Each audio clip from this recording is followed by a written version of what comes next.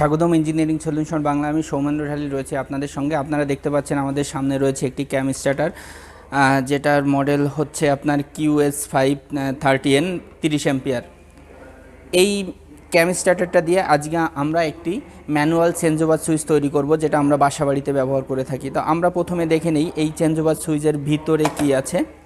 আপনারা দেখতে পাচ্ছেন এখানে দেখা যাচ্ছে 1, 3, 5 এবং 2, 4, 6 টার্মিনাল। এই টার্মিনালগুলো আসলে কোনটা কিভাবে কাজ করছে আপনারা খেয়াল করেন।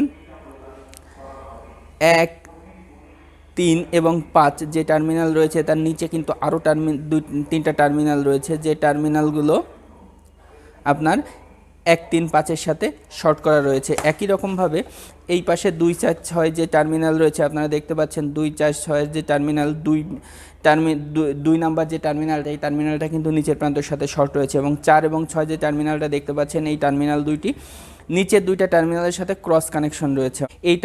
এই যে ক্যাম স্টার্টারটা মূলত তৈরি হচ্ছে একটা মোটরকে রিভার্স এবং ফরওয়ার্ডে কানেকশন করার জন্য। এখানে আপনারা দেখতে পাচ্ছেন যে 2 এবং 6 নাম্বার যে টার্মিনালে 2টা টার্মিনাল যে শর্ট রয়েছে, শর্ট করার মূল কারণটা হলো আপনার যখন আমরা 3 ফেজ মোটর ঘুরাই তখন 2টা ফেজের ইন্টারচেঞ্জ করার প্রয়োজন হয়। কিন্তু এইটাকে যখন আমরা চেঞ্জ ওভার সুইচ হিসেবে ব্যবহার করব, তখন আমরা এই 1 এবং 2 এই 2টা টার্মিনালকে আমরা কানেকশন করব না। আমরা 3, 5 এবং 4, 6 3, 4 এবং 5, 6 এই 2টা টার্মিনালকে আমরা কানেকশন করব। তো কানেকশন করার জন্য যেহেতু 3 নাম্বার এবং 5 নাম্বার 1, 3, 5 3টা টার্মিনাল শর্ট রয়েছে, আমরা এই প্রান্তকে লোড হিসেবে ব্যবহার করব।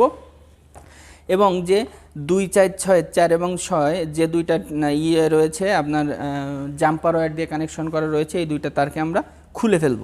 পরের যে 2টা টার্মিনাল 4 এবং 6 এই 2টা টার্মিনালকে আমরা ব্যবহার করব পিডিবি হিসেবে। এবং 4 এবং 6 নিচে যে 2টা টার্মিনাল জাম্পার ওয়্যার দিয়ে কানেকশন করা রয়েছে, এই 2টাকে আমরা জেনারেটর হিসেবে আমরা ব্যবহার করব। জাম্পার ওয়্যার দুটোকে খুলে ফেলি।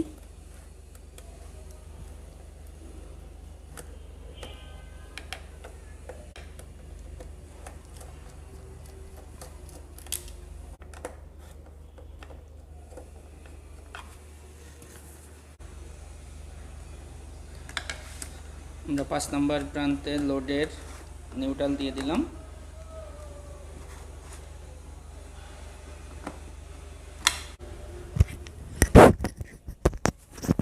আমরা 5 নাম্বার প্রান্তে লোডের নিউট্রাল দিয়ে দিলাম। এবার 3 নাম্বার টার্মিনালে আমরা লোডের জন্য ফেজটাকে দিয়ে দিচ্ছি।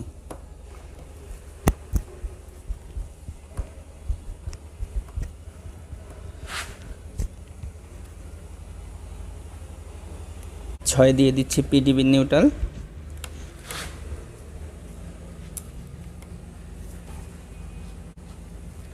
এবং আমরা 4-এ দিয়ে দিচ্ছি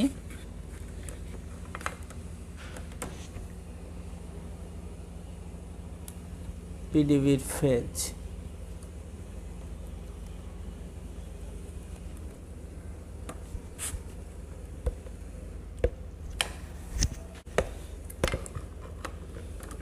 আপনারা দেখতে পাচ্ছেন আমরা চেঞ্জ ওভার সুইচটাকে অলরেডি কানেকশন করে ফেলেছি, অর্থাৎ আমরা 3টা সার্কিট ব্রেকার ব্যবহার করেছি। এটা হচ্ছে জেনারেটরের জন্য, এই সার্কিট ব্রেকারটা হচ্ছে পিডিবির জন্য এবং ওই সার্কিট ব্রেকারটা হচ্ছে লোডের জন্য। চেঞ্জ ওভার সুইচটার হ্যান্ডেলটা কিন্তু মাঝখান বরাবর রয়েছে। এর জন্য আমরা জেনারেটরের সার্কিট ব্রেকারটাকে প্রথমে অন করলাম, অন করে চেঞ্জ ওভার সুইচের হ্যান্ডেলটাকে আমরা নিচের দিকে দিয়ে দিলাম এবং লোডের যে সার্কিট ব্রেকার এটাকে আমরা অন করে দিলাম। দেখেন আমাদের লোডগুলো কিন্তু জ্বলে উঠছে। তো এখন সাপোজ আমাদের পিডিবির লাইন চলে আসছে, তখন আমরা কি করব, তখন আমরা জেনারেটরের সার্কিট ব্রেকারটাকে অফ করে দিলাম। অফ করে দিয়ে আমরা পিডিবির যে সার্কিট ব্রেকার সেটাকে অন করে দিলাম। এখন চেঞ্জ ওভার সুইচের হ্যান্ডেলটা উপরের দিকে দিয়ে দিব। দেখতে পাচ্ছেন আমাদের কিন্তু এখন পিডিবিতে লাইনটা জ্বলছে। এখন পিডিবি জ্বলতে জ্বলতে হঠাৎ করে আমাদের লোডশেডিং হয়ে গেল, আমাদের পিডিবি নাই। তখন আমরা কি করব, তখন আমরা এই চেঞ্জ ওভার সুইচটাকে প্রথমে মাঝখানে, তারপর আমরা নিচের দিকে দিয়ে দিব এবং জেনারেটরকে স্টার্ট করে আমরা জেনারেটরের এই সার্কিট ব্রেকারটাকে অন করে দিব। তাহলে কিন্তু তখন আমার জেনারেটরটা জ্বলবে। এটা হচ্ছে আমাদের মূল ওয়্যারিং, অর্থাৎ আমাদের একটা ক্যাম স্টার্টার দিয়ে কিভাবে আমরা চেঞ্জ ওভার সুইচ তৈরি করতে পারি সেটা কিন্তু আজকে আমরা জানলাম। আশা করি আমাদের ভিডিওটি আপনাদের ভালো লেগেছে। আমাদের ভিডিওটা যদি আপনাদের ভালো লেগে থাকে এবং আপনাদের যদি কোনো প্রশ্ন জানা থাকে অবশ্যই সেটা আপনারা কমেন্ট বক্সে জানাবেন।